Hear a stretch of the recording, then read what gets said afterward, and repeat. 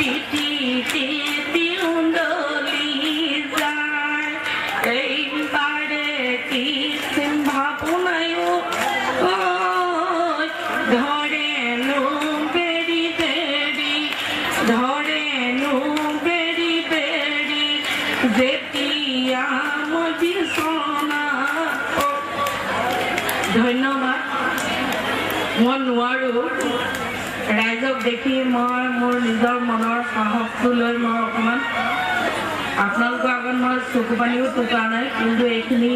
পাহৰিব নোৱাৰা বস্তু মোৰ যিজন পিছৰ ভাইটি ঢুকাই গ'ল বৰ দুখৰ বিষয় তাৰ মাজতে মই আপোনালোকৰ এটাই অনুৰোধ কৰোঁ আপোনালোকৰ 3 দিনীয়া কাৰ্যসূচী বৰ ধুনীয়াকৈ 2 দিন পাৰ হৈ গ'ল মই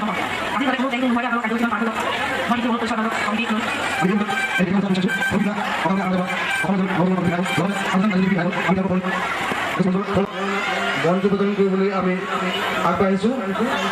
আমি আমাৰ সন্মুখত থকা আমাৰ চৰকাৰ ব্যক্তিসকলক উক্ত বন্তি প্ৰদান কৰিবলৈ অনুৰোধ কৰিলোঁ আমি প্ৰথমে আমি সভাপতি মহোদয় আৰু শ্ৰীযুত ভূপেন দাসদেৱক বন্তি প্ৰদান কৰিবলৈ অনুৰোধ কৰিছোঁ ৰাইজ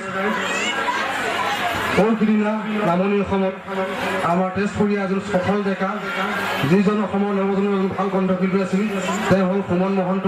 তেওঁ অকালতে এক দুৰ্ঘটনাত পতিত হৈ আমাৰ মাজৰ পৰা হেৰাই গ'ল আমি খুব মৰ্মাহত হৈছোঁ হয়তো অনাগত দিনত তেওঁ আমাৰ মাজত আহিলে হ'লে এই মঞ্চলৈ কিন্তু তেওঁ অকালতে হেৰাই গ'ল আমি এই মঞ্চৰ জৰিয়তে শোক প্ৰকাশ কৰিছোঁ লগতে তেওঁলোকৰ সুমন মহন্তক তেওঁলোকৰ সহযোগী শিল্পীসকলৰ প্ৰতি শ্ৰদ্ধাঞ্জলি জনাই বন্তি প্ৰদান কৰিব বিচাৰিছোঁ আহক আমি সকলোৱে তেওঁলোকৰ মৃত্যুত শোক প্ৰকাশ কৰি বন্তি প্ৰদানৰ জৰিয়তে আমি ভগৱানৰ ওচৰত প্ৰাৰ্থনা কৰোঁ তেওঁলোকে যাতে শান্তিৰে থাকক তেওঁলোক যি ঠাইলৈ গৈছে অদৃশ্য ঠাইলৈ শান্তিৰে থাকক তেওঁলোকে আপোনাৰ সদগতি লাভ কৰক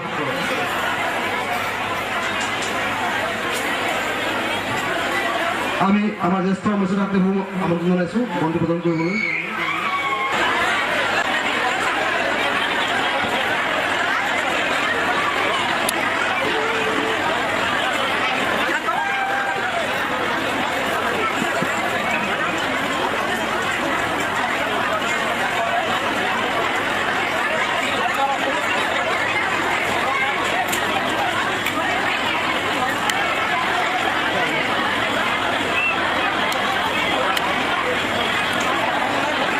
ইয়াৰ পাছতে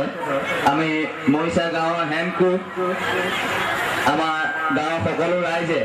যিকোনো কাগজ লিখিবৰ কাৰণে যোনজন ব্যক্তিৰ ওচৰলৈ যায় সেই ব্যক্তিজনে হ'ল আমাৰ সন্মানীয় শ্ৰীযুত কল্পনা দাস আমি এতিয়া সৃষ্টিমূলক নৃত্য প্ৰতিযোগিতাত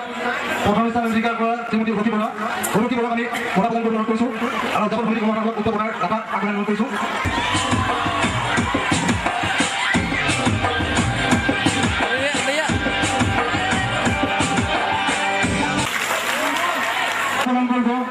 উদযাপন সমিতিৰ সমূহ কৰ্মকৰ্তাই